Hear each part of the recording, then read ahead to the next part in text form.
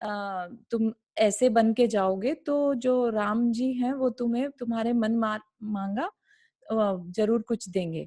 तो उसको बड़ा लालच इस बात का आ गया कि कितना अच्छा होगा अंदर जाऊंगा तो। लेकिन जैसे जैसे उपदेश सुना तो उसको रियलाइज हुआ कि मैं ये क्या कर रहा था और मेरे को मतलब क्या चाहिए, है ना। तो उसे अपनी पहचान हो गई कह लीजिए। तो उसने काफी उसके परिणाम सुधर गए। ठीक है, तो वो अपने घर चला गया। यहाँ से हमने पढ़ा था, इस प्रकार कहकर तथा अंजलि बद्ध सिर से मुनिराजों के चरणों में नमस्कार कर प्रदक्षिणा देता हुआ वह ब्राह्मण अपने घर चला गया। तदनंतर जिसके नेत्र कमल के समान विकसित हो रहे थे तथा जो अत्यंत हर्ष से युक्त था, ऐसा वह ब्राह्मण घर जाकर अपनी स्त्री से बोला कि हे प्रिय, अभी तक उसे ये नहीं मालूम है कि वो राज नगरी किसकी है ना। उसको ये भी नहीं मालूम कि वो ही है जिन्हें इसने धक्का देके निकाला था। अभी उसे लग रहा है कि सिर्फ कुछ है वहां पर जिससे कि बहुत कुछ मिल सकता है और जाना चाहिए ऐसा। हर्ष से युक्त था, ऐसा वह ब्राह्मण घर जाकर अपनी स्त्री से बोला कि हे प्रिय, आज मैंने गुरु से परम आश्चर्य सुना है। ऐसा परम आश्चर्य कि जिसे तेरे पिता के पिता ने अथवा बहुत कहने से क्या तेरे गोत्र भर ने नहीं सुना होगा। तो ऐसा नहीं है कि वो सिर्फ उसके तरफ से ही नहीं सुना होगा, ये ब्राह्मण के गोत्र में भी किसी ने नहीं सुना था क्योंकि ये कुछ नया था। हे ब्राह्मणी, वन में जाकर जो अद्भुत बात मैंने देखी थी, अब वह गुरु के उपदेश से आश्चर्य करने वाले नहीं रही। क्योंकि पहले उसे वो जो देखा था महल नगरी वो देखी थी तो आश्चर्य हो रहा था, लेकिन अब सुनने के बाद उसके लिए कुछ भी आश्चर्य नहीं रहा। ब्राह्मणी ने कहा कि हे ब्राह्मण, तुमने क्या क्या देखा है और क्या क्या सुना है, सो कहो। ब्राह्मणी के इस प्रकार कहने पर ब्राह्मण बोला कि हे प्रिय, मैं हर्ष के कारण कहने के लिए समर्थ नहीं हूं। तदनंतर कौतुक से भरी ब्राह्मणी ने जब आदर के साथ बार बार पूछा, तब वह विप्र बोला कि हे आर्य, जो आश्चर्य मैंने सुना है वह सुन। मैं लकड़ियां लाने के लिए जंगल गया था, सो उसके समीप ही जहाँ सघन वन था वहां एक मनोहर नगरी दिखी। मैंने उस नगरी के पास एक आभूषणों से विभूषित स्त्री देखी। जान पड़ता है कि मनोहर भाषण करने वाली वह कोई देवी होगी। मैंने उससे पूछा तो उसने कहा कि यह रामपुरी नाम की नगरी है। यहाँ राजा रामचंद्र श्रावकों के लिए बहुत भारी धन देते हैं।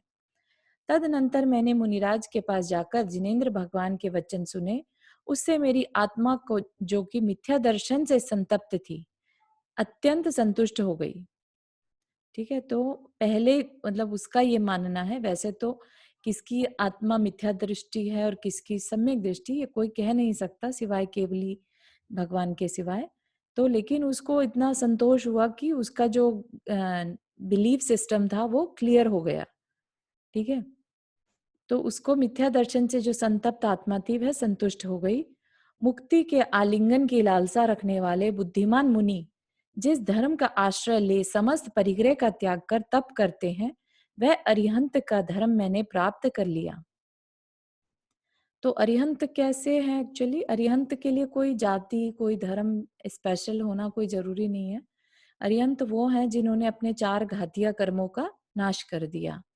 ठीक है ना? तो इसमें कहीं पर भी अपने को सांप्रदायिक नहीं रहना चाहिए कि ये सिर्फ मैं ही कर सकता हूँ और ये कोई जैन ही कर सकता है या ये कोई राजा ही कर सकता है, ऐसा कुछ नहीं है कहीं पर भी। यहाँ पर कहीं पर भी किसी के भी धर्म से रिलेटेड कहीं नहीं बात कही गई है।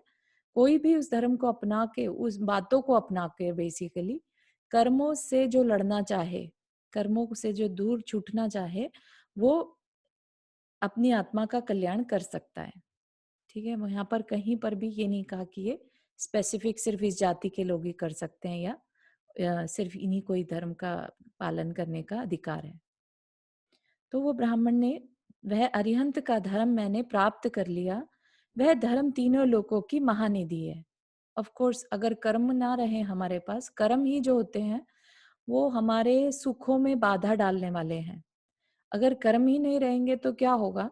सबसे ज्यादा लोग की जितनी भी संपत्ति है, सब कुछ महानिधि है, वो मिल सकती है ना। तो कर्म, अंतराय कर्म आप सबने सुना होगा या नहीं सुना तो एक तरह का कर्म ऐसा रहता है जिसमें कि आपको भोग उपभोग की सामग्री, दान आदि आपको उसका अंतराय, अंतराय मतलब विघन डालना, विघन देने वाला कर्म ऐसा कर्म होता है जो आपके भोग उपभोग में, मतलब जो आप लेट से कुछ भोग करना चाह रहे हैं। भोग होता है एक टाइम इस्तेमाल की चीज और उपभोग होता है बार बार इस्तेमाल की चीज। जैसे खाने से रिलेटेड चीजें हो गई, पहनने से रिलेटेड हो गई, कुछ आप उसका यूज करना चाह रहे थे तो नहीं कर पाएंगे क्योंकि आपके अंतराय कर्म यानी विघ्न कर्म देने वाले कर्म ने रोक दिया आपको। सोचिए अगर ये सारे कर्म हमारी लाइफ से चले जाएं तो कोई हमारे सुख को रोक सकता है क्या? कोई हमें भोग करने से रोक सकता है? उपभोग करने से नहीं रोक सकता है ना। तो सबसे बड़ा क्या रहा फिर? धर्म। इसीलिए धर्म, धर्म क्या है बेसिकली? जो कर्मों का नाश करे वो धर्म है। और यह धर्म क्या होगा फिर? तीनों लोकों की महानिधि देने वाला। इससे बहिर्भूत जो अन्यवादी हैं वे व्यर्थ ही कलेश उठाते हैं। मतलब सब कुछ समझ बिना समझे अगर कोई अपने आप को, शरीर को कष्ट दे या कितना भी तप उपवास कर ले तो क्या उसको फायदा मिलेगा उसका? अगर उसको ये बात समझ में नहीं आई कि मुझे दुख सुख देने वाले मेरे कर्म हैं और मैं उन कर्मों को संभालूं। जब तक वो अपने कर्मों को नहीं संभाले और सिर्फ अंदर में, बाहर में तप उपवास करता रहे और अपने परिणाम ना चेंज करे, ईर्ष्या के परिणाम, गुस्से के परिणाम, तो उसका कहीं पर भी पार नहीं पड़ेगा। ठीक है ना। तो इसलिए क्लैरिटी जहां मिले, कर्मों से छूटने की जहां व्यवस्था बताई जाए वो करने योग्य है। तदनंतर उस धर्मात्मा ने मुनि महाराज से जैसा वास्तविक धर्म सुना था वह सब शुद्ध हृदय से उसने ब्राह्मणी के लिए कह दिया। उसे सुन सूय शर्मा ब्राह्मणी ब्राह्मण जब बोली कि मैंने भी तुम्हारे प्रसाद से जिनेन्द्र प्रतिपादित धर्म प्राप्त कर लिया है। मेरा यह भाग्य का योग तो देखो कि जो मोहवश विष फल की इच्छा कर रहे थे तथा जिसे तद विषयक रंच मात्र भी इच्छा नहीं थी, ऐसे तुमने अरहंत का नाम रूपी रसायन प्राप्त कर लिया है। मतलब कि जिसने सोचा भी नहीं था कि ऐसा कभी दिन आएगा कि इतनी अच्छी बात उसको आत्मसात, मतलब एक तो होता है कि सुनने तो बहुत लोग को मिलती है लेकिन उस चीज को फॉलो कितने लोग कर पाते हैं? बहुत कम, है ना। पहली बात तो मिलती नहीं है। जैसे वो ब्राह्मण ब्राह्मणी है, वो लोग लगे हुए थे अपनी जिंदगी जी रहे थे, उनको कोई मतलब नहीं था ये सब करने का। फिर उसको भाग्य से कह लीजिए उपदेश सुनने मिला। अब उपदेश सुन के भी कितने लोग छोड़ देते हैं कि नहीं हमें क्या करना है, पता नहीं कैसी बातें कर रहे हैं, ऐसे कोई होता है क्या? इस तरह का भी सोच के वो वापिस घर आ सकता था। लेकिन उसने क्या किया कि जहां तो वो तो धन की इच्छा से गया था और हो गया क्या, पूरा अंदर से कन्वर्ट हो गया। तो ऐसा भी बहुत बहुत पुण्य से, भाग्य से मिलता है। जिस प्रकार किसी मूर्ख के हाथ में मणि आ जाए और वह तिरस्कार कर उसे दूर कर दे, उसी प्रकार मुझ मुझ मूर्ख के गृह आंगन में साधु आए और मैंने उनका अपमान कर उन्हें दूर हटा दिया। है ना। तो उसे याद आ गया कि उसने किस तरह का बिहेव उनके साथ किया था। उस दिन आहार के समय उपवास से खिन दिगंबर मुनि घर आए, सो उन्हें हटाकर मैंने दूसरे साधु का मार्ग देखा। उसको अपना कोई पुराना, उसने और बाकी टाइम में भी किसी ऐसे मुनिराज के साथ ऐसा बिहेव किया होगा, उसे वो याद आ रहा है। जिन्हें इंद्र भी नमस्कार करता है। इंद्र की पूजा तो सभी करते हैं ना, इंद्र को तो सभी मानते हैं, है ना। तो उस वह इंद्र किसको नमस्कार करता है? अरिहंत को। अरिहंत कौन? जिसने अपने 4 घातिया कर्मों का नाश कर दिया। तो ऐसे ऐसे अरिहंत को छोड़कर मैंने ज्योतिषी तथा व्यंतरादिक देवों को सिर झुका झुका कर नमस्कार किया। ज्योतिषी में आ गए सूर्य चंद्रमा और व्यंतरादिक में आ गए यक्ष यक्षी आदि, है ना, जो सिर्फ सेवा करते हैं अरिहंत भगवान की। उनका मैं उनको नमस्कार कर रहा था बजाय अरिहंत को नमस्कार करने के। अरिहंत भगवान का धर्म रूपी रसायन अहिंसा से निर्मल तथा सारभूत है, सो उसे छोड़कर मैंने अज्ञानवश विषम विष का भक्षण किया है। तो हमने क्या सीखा था? 4 घातिया कर्म। 4 घातिया कर्म कौन से हैं, कोई बताएगा? ज्ञानावर्ण्य, दर्शनावर्ण्य, वेदनीय मोहनीय और मोहनीय। और अंतराय। बहुत सुंदर, है ना। तो ये 4 घातिया कर्म है। घातिया मतलब जो हमारी आत्मा का घात करते हैं। और आत्मा का घात करने से क्या मतलब है? हमारी आत्मा में अनंत गुण हैं, अनंत शक्तियां हैं। ठीक है, सबको भले ही हमें महसूस ना होता हो ये चीज, लेकिन ऐसा है। ठीक है। अब वो अनंत शक्ति और अनंत जो गुण हैं उनको अगर हम घात कर दें कर्मों के द्वारा, तो उनकी शक्ति कम कम कम होती चली जाती है और इसी कारण से वो हमें शक्तियां फील नहीं होती। अपने टाइम में हमने अब जब कभी स्वाध्याय करते हैं या और जानकारी देखते हैं पुराने काल में, जो मुनि महाराज थे उनके अंदर रिद्धियां प्रकट हो जाती थी। वो उड़ के चले जाते थे या फिर उनके हाथ से स्पर्श करी हुई वायु जो है वो बीमार को भी ठीक कर दे, या उन्होंने जिस बर्तन में खाना खा लिया तो उससे पूरा गांव भी खा सकता था। मतलब इस तरह की रिद्धियां, तो वो कहाँ से प्रकट हो गई? अंदर से ही ना, आत्मा से। तो इस तरह से आत्मा में अनंत शक्तियां हैं, लेकिन वो अनंत शक्तियां कहाँ हैं? कहाँ कहाँ चली गई? कहाँ चली गई? नहीं, वो हमारे कर्मों की वजह से घात हो गई। अभी घात मतलब दबी हुई हैं, ये कह लीजिए, या मर गई हैं, एक तरह से नष्ट कर दी हमने। लेकिन ऐसा नहीं है कि हमेशा के लिए नष्ट हो गई, वो दोबारा से रीजेनरेट हो सकती हैं अगर ये कर्म का प्रेशर ऊपर से कम होता जाए। ठीक है, तो 4 घातिया कर्म का जैसे जैसे प्रेशर कम होगा, शक्तियां अंदर से प्रकट होती जाएंगी और एक समय जब ये सारे कर्म, चारों कर्म पूरी तरह से हट जाएंगे तो हम भी अरहंत बन जाएंगे। ऐसा नहीं कि हम नहीं बन सकते। ज्ञानावरणीय कर्म जो ज्ञान पे आवरण डाले, ज्ञान पे आवरण डाला और ज्ञान का आवरण हटा दिया पूरी तरह से, कर्म का आवरण, तो क्या प्रकट हो जाएगा? केवल ज्ञान, जिसकी हम बार बार बात करते हैं ना। केवल ज्ञान कैसा है? जो सारे विश्व के सब जीवों को एक साथ जान सकता है, इतना विशाल वह ज्ञान है। तो इसी तरह से कोई भी इस चीज को फॉलो कर सकता है, अरिहंत बनने के प्रोसेस को फॉलो कर सकता है, ये बात कहने की कोशिश की जा रही है। और वो शुरुआत कहाँ से होती है? उसकी अहिंसा से। कोई अगर मान लिया उसने बाहर की हिंसा तो रोक दी कि अब मैं किसी को नहीं हर्ट करता, मैं किसी को नहीं मारता, मैं चींटी तक को नहीं मारता, लेकिन वो सारे दिन बैठे बैठे अपने विचारों को खराब करे जाए। लाइक दूसरे के बारे में बुरा सोचे कि वो मेरे से आगे कैसे बढ़ रहा है, मैं उसका बुरा कर दूं, उसको आगे नहीं बढ़ना चाहिए, या ईर्ष्या कर रहा है, या कि मुझे ये मिल जाए, मुझे वो मिल जाए, और अशांति अंदर में क्रिएट करी हुई है। तो क्या वो चीज अहिंसा कहलाएगी? वो बिल्कुल भी अहिंसा नहीं कहलाएगी। अहिंसा के अंदर ही आ जाएगा अपनी आत्मा का घात करना। वर्ड का ना, घात करना भी तो हिंसा ही हो गई। तो जो अपनी आत्मा का भी घात ना करे, वो अहिंसा है। ठीक है, तो अहिंसा बहुत व्यापक वर्ड है, उसको छोटा मोटा नहीं लीजिएगा। और वो करना, जो करना चाहे तो उसको फल मिलेगा ही मिलेगा, उसमें कोई जाति विशेष फिर यहाँ मायने नहीं रखता। चाहे वो एक जानवर भी डिसाइड कर लेना कि मुझे अपना कल्याण करना है, जैसे महावीर भगवान की पर्याय में शेर को बोध हो गया था, तो उसने अपना डिसाइड कर लिया था कि यस, मुझे अब हिंसा नहीं करनी है। तो खाली उसने बाहर की हिंसा नहीं छोड़ी थी, अंदर की भी हिंसा छोड़ दी थी। अब उसे अंदर में भी ये इच्छा नहीं हो रही थी कि मैं मांस खाऊं।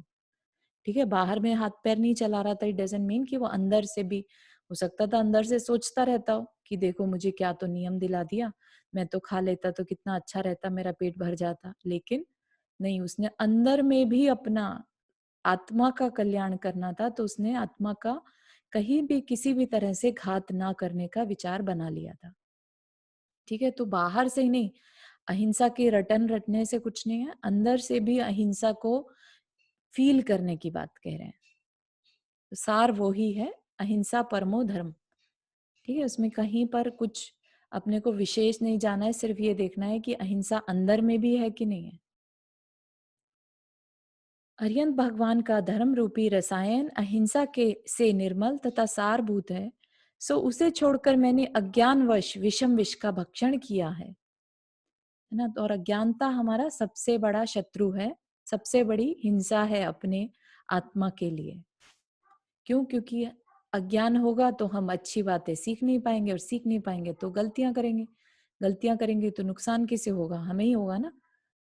जो हम अपने अपने कल्याण की बात नहीं सोच पा रहे हैं, तो सबसे बड़ा शत्रु हमारा, और जो हम हिंसा करते हैं वो अज्ञानता से करते हैं। तो सबसे पहले उसको छोड़ना। और अज्ञानता का दूसरा नाम है मिथ्या दर्शन। ठीक है, तो इसमें कंफ्यूज नहीं होइएगा, अज्ञान और मिथ्या दर्शन पर्यायवाची मान सकते हैं।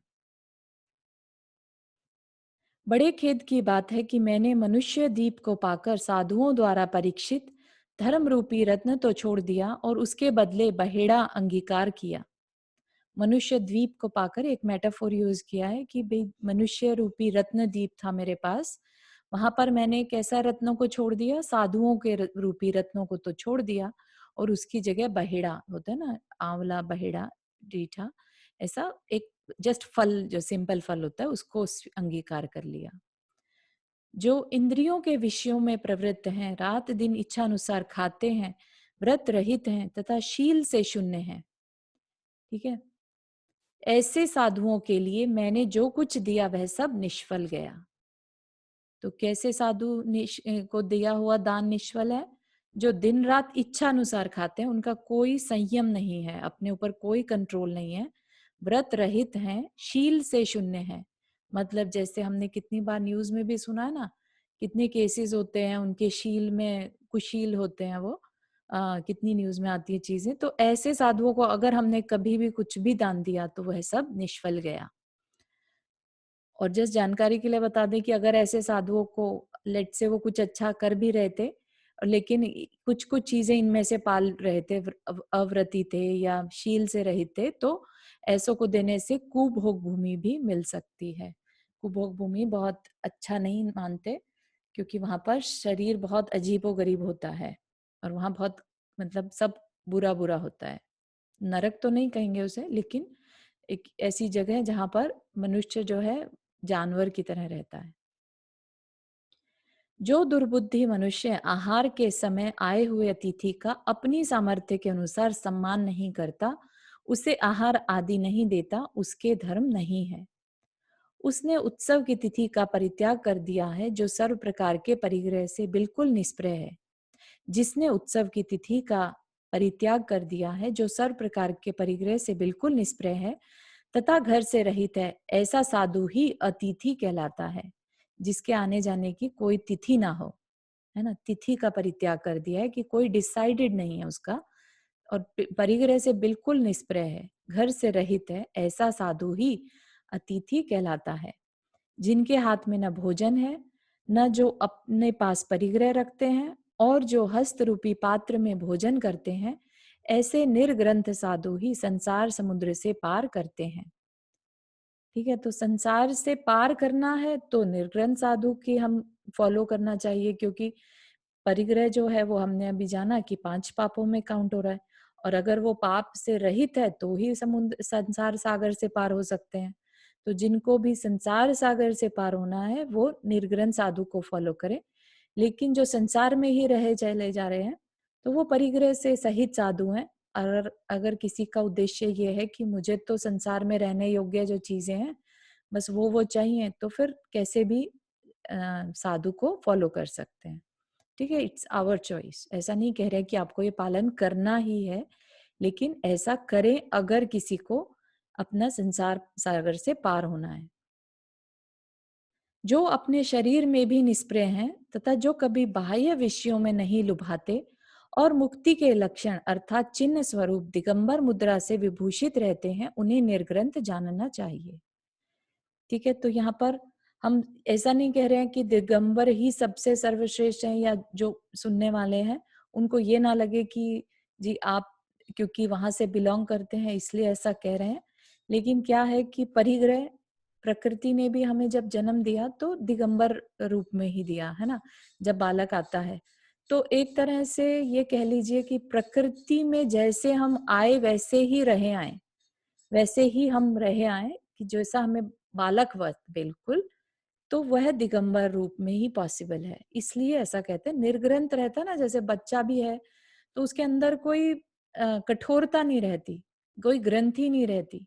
ग्रंथि इन द सेंस कोई गांठ नहीं रहती, उसे डांट दिया तो वो बता देगा कि उसको बुरा लग गया। इसी तरह साधु भी बालकवत रहते हैं, उनके हृदय में वैसी ही कोमलता, वैसा ही सरलता रहती है, इसलिए उन्हें निर्ग्रंथ मानते हैं, बताते बोलते हैं।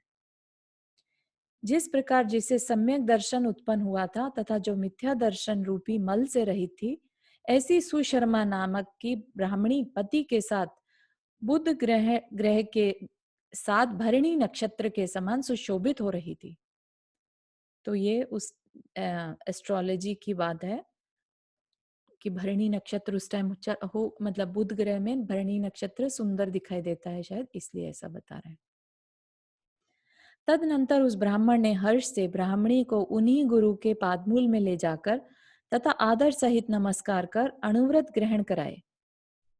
जो पहले आशी विष सांप के समान अत्यंत उग्र थे, ऐसे ब्राह्मणों के कुल कपिल को जिन शासन में अनुरक्त जानकर शांति भाव को प्राप्त हो गए, उनमें जो सुबुद्धि थे वे मुनि सुव्रत भगवान का अत्यंत सुदृढ़ मत प्राप्त कर श्रावक हो गए तथा इस प्रकार बोले कि हम लोग कर्मों के भार से वजनदार थे। है ना, तो बता दिया ना यहाँ पर कि कर्मों का भार ही है जो हमें इस संसार में रोके हुए है, और उसमें सबसे ऊपर है अहंकार। अहंकार से हमारे मस्तक ऊपर उठे रहे थे और हम निरंतर प्रमाद से युक्त रहते थे। प्रमाद होता है अपने योग्य, कल्याण के योग्य बात को ना जानने में मतलब उसको जानने में इंटरेस्ट ना लेना प्रमाद कहलाता है। जो भी हमारी आत्मा का कल्याण कर सके ऐसे उपदेश में इंटरेस्ट ना आना प्रमाद है। यहाँ पे वैसे लेजीनेस नहीं है कि बस पढ़े हैं तो हमें क्यों नहीं पढ़े रहने दो। अगर आप पढ़े रहकर भी सोच रहे हैं, कुछ चिंतन कर रहे हैं, तो उसे प्रमाद नहीं कहेंगे। प्रमाद तब है जब बात होते हुए भी क्लियर समझ में आ रही है लेकिन नहीं करना चाहते। हम निरंतर प्रमाद से युक्त रहते थे, परंतु अब जिन धर्म के प्रसाद से भयंकर नरक में नहीं जाएंगे। ठीक है ना, तो सम्यक दृष्टि के लिए ये शास्त्र में दिया है कि अगर सम्यक दर्शन हो जाए तो वह नियम से स्वर्ग जाता है। तो अगर नियम से स्वर्ग जाएगा तो कहाँ नहीं जाएगा? नरक में नहीं जाएगा, है ना। तो ये बात क्लियर हो गई कि अच्छी बात समझ में आना कितना बड़ा पुरुषार्थ है अपने लिए, है ना, और हम कितना बड़ा अपनी दुर्गति से बच सकते हैं उस चीज से। इस जिन शासन को हमने सैकड़ों जन्मों में भी नहीं जाना, न प्राप्त किया, किंतु आज अतिशय निर्मल यह जिन शासन रूपी ब्रह्म बड़े कष्ट से प्राप्त किया है। अब हम मन रूपी होता के साथ मिलकर भाव रूपी घी के साथ अपनी कर्म रूपी समिधाओं को ध्यान रूपी देदीप्यमान अग्नि में होमेंगे। एक तरह से ये यज्ञ की बात कर रहे हैं बेसिकली, क्योंकि वो ब्राह्मण लोग की बात चल रही है ना, तो वैसा उनको समझाने के लिए क्या करेंगे, भाव रूपी घी डालेंगे होम में, और किसको जलाएंगे, कर्म रूपी। कैसे जलाएंगे, ध्यान से, ध्यान रूपी अग्नि से होम करेंगे, मतलब यज्ञ करेंगे। इस प्रकार मन को स्थिर कर संवेग से भरे हुए कितने ही ब्राह्मण सर्व परिग्रह से विरक्त हो उत्तम मुनि हो गए, परंतु कपिल श्रावक धर्म में आसक्त रहकर ही उत्तम आचरण करता था। एक दिन वह उत्तम अभिप्राय रखने वाली ब्राह्मणी से बोला कि हे प्रिय, आज हम लोग अतिशय बलवान विशुद्ध चेष्टा के धारक तथा कमल के समान नेत्रों से युक्त उन श्री राम के दर्शन करने के लिए रामपुरी क्यों नहीं चले। तो इतना अंदर में उसके उपदेश से सब कुछ क्लैरिटी हो गई, फिर भी उसको अंदर से क्या मन हो रहा है कि मैं श्री राम के दर्शन करने जाता हूँ। क्यूरोसिटी है उसको अभी भी कि वहां पर क्या है। वे भव्य जीवों पर अनुकंपा करने वाले हैं तथा जो निरंतर आशा में तत्पर रहता है, जिसका मन निरंतर धन उपार्जन के उपाय जुटाने में ही लगा रहता है, जो दरिद्रता रूपी समुद्र में मग्न है और पेट भरना भी जिसे कठिन है, ऐसे दरिद्र मनुष्य का वे उद्धार करते हैं। इस प्रकार आनंददायिनी उनकी निर्मल कीर्ति सर्वत्र फैल रही है। हे प्रिय, उठो, यह फूलों का पिटारा तुम ले लो और मैं इस सुकुमार बच्चे को कंधे पर रख चलता हूँ। मतलब अपने बच्चे को कंधे पर बिठाकर वो चल पड़े। इस प्रकार कहकर तथा वैसा ही कर हर्ष से भरे दोनों दंपत्ति जाने के लिए तत्पर हुए। अपनी शक्ति के अनुसार वे निर्मल वेश से विभूषित थे।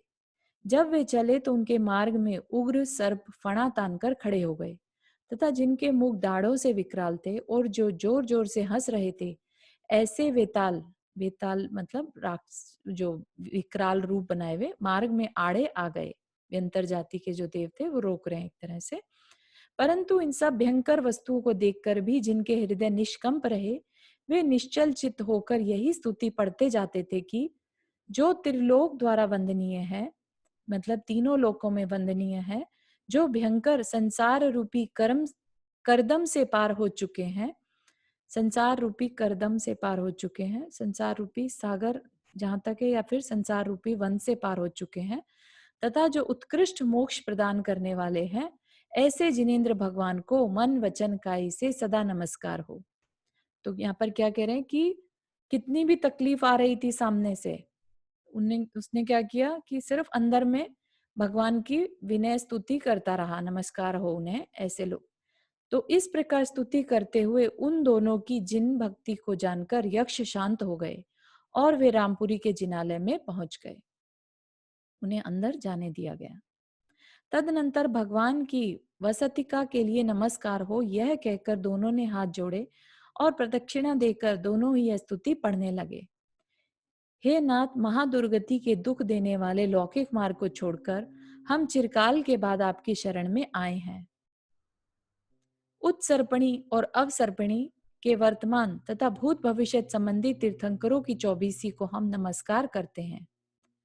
तो यहाँ पर आप लोग को पहले भी बताया था ना, जो 6 काल होते हैं, उत्सर्पणी में भी 6 होते हैं और अवसर्पणी में भी 6 होते हैं।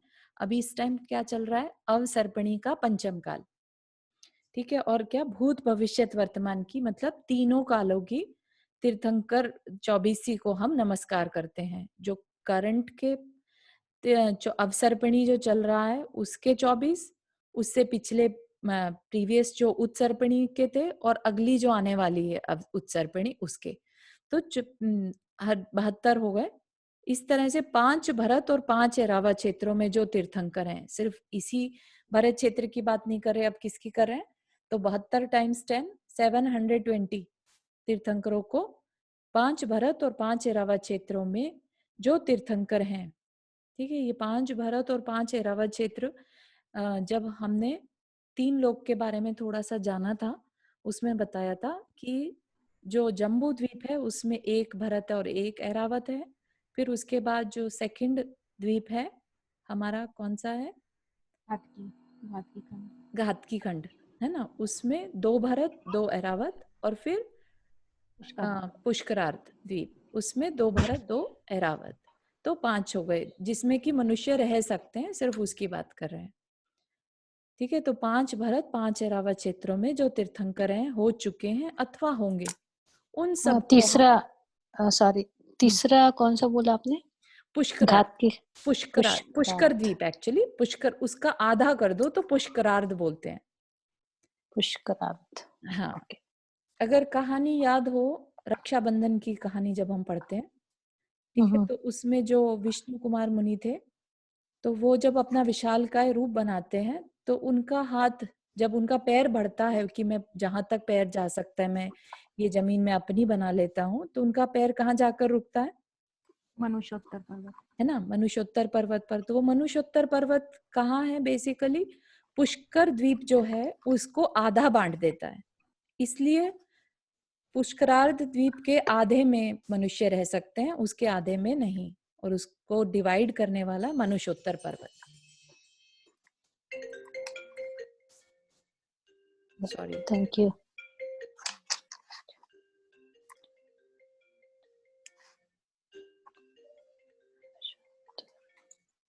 सॉरी।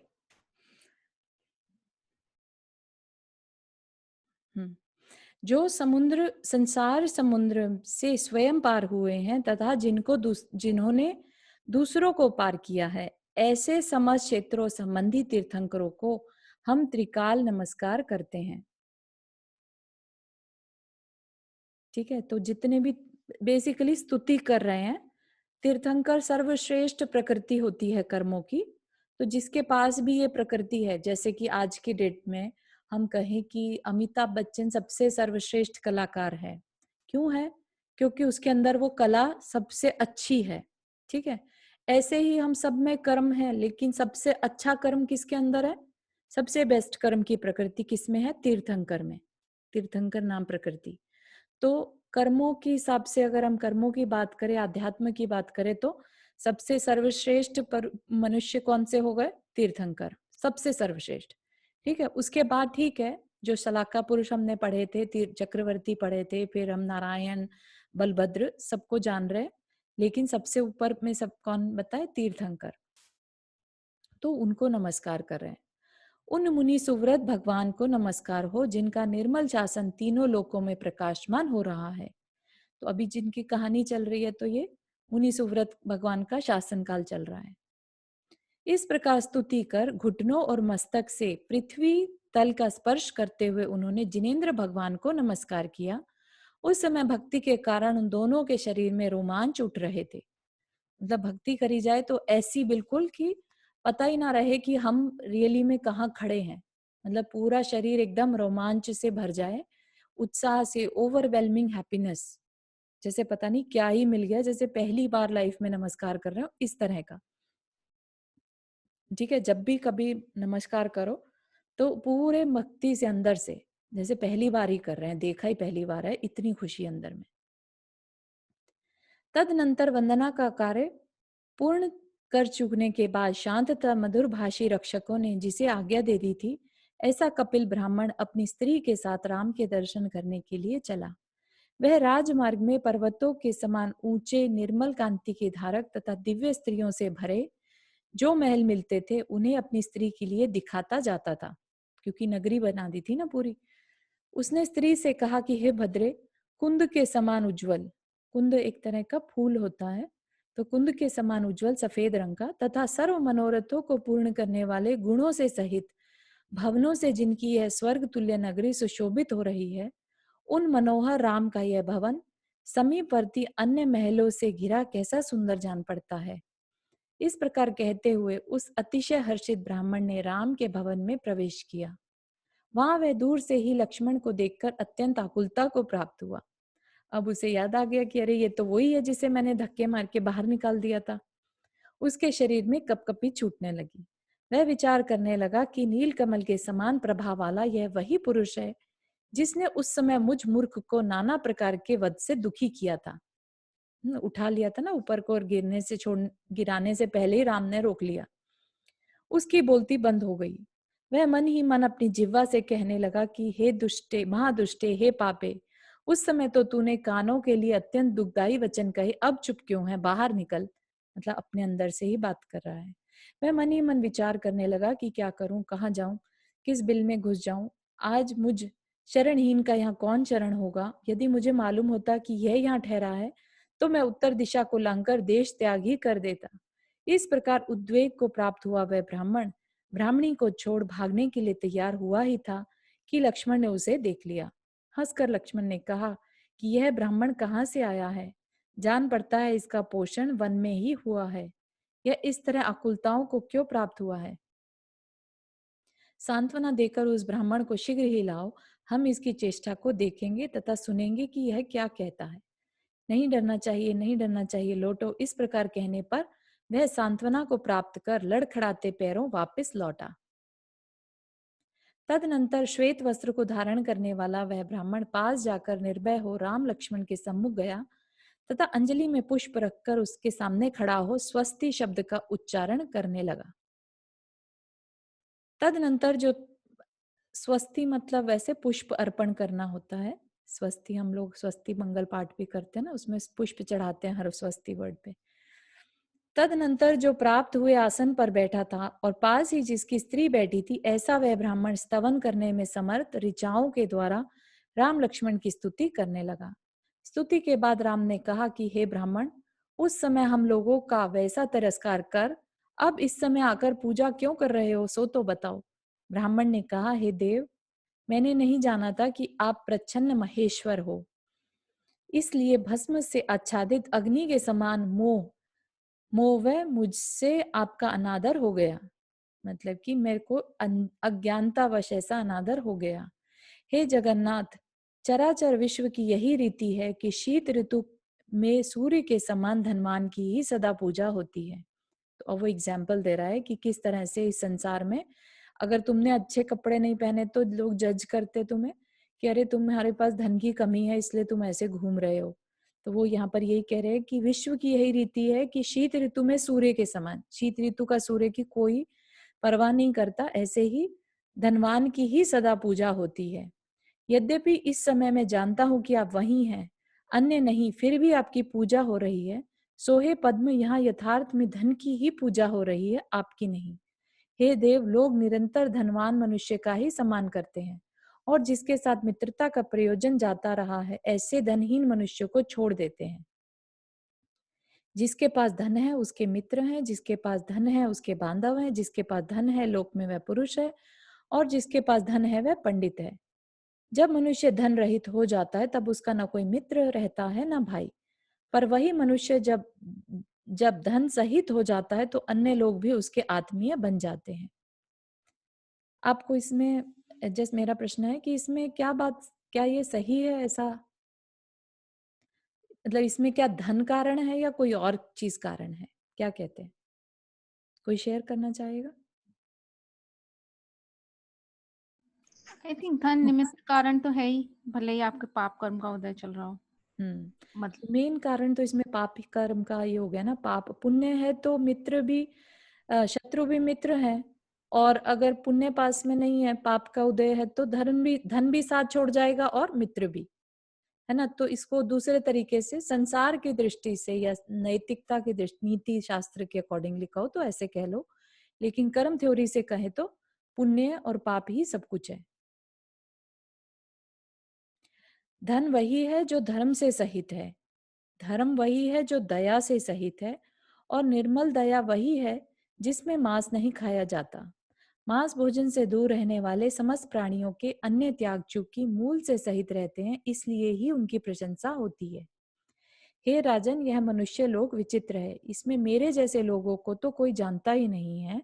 अथवा आपकी बात जाने दीजिए, आप जैसे लोग जिनकी वंदना करते हैं वे साधु भी मूर्ख पुरुषों से पराभव प्राप्त करते हैं। क्या आप नहीं जानते कि पहले इस एक ऐसे सनत कुमार चक्रवर्ती हो गए हैं जिनका रूप देखने के लिए बड़े बड़े रिद्धियों को धारण करने वाले देव आए थे, परंतु वे भी मुनिपद धारण कर पराभाव को प्राप्त हुए। पराभाव मतलब दूसरी तरह के भाव, वैराग्य को प्राप्त हुए।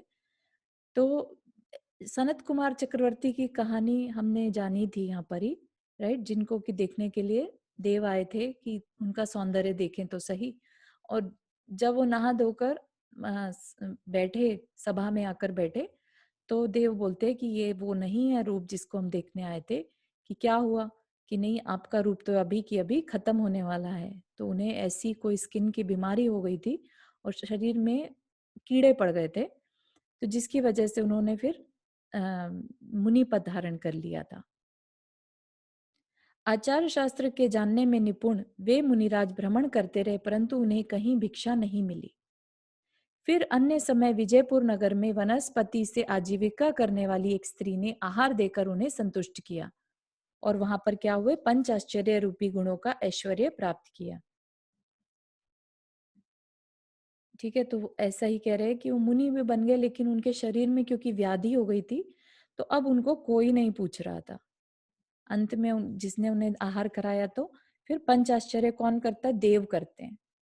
पंचाश्चर्य, उसमें रत्नों की बारिश होती है, फूलों की बारिश होती है, ऐसे ऊपर से बरसता है 5 चीजें।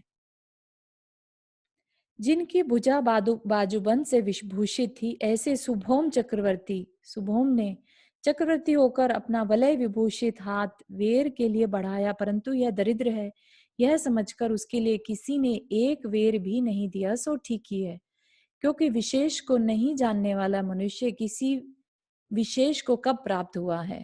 मतलब जहां अगर चक्रवर्ती भी हो और अगर उसे कोई नहीं जानता हो, राइट, जैसी उसकी स्थिति होगी तो फिर वैसा ही उसके साथ बिहेवियर किया जाता है।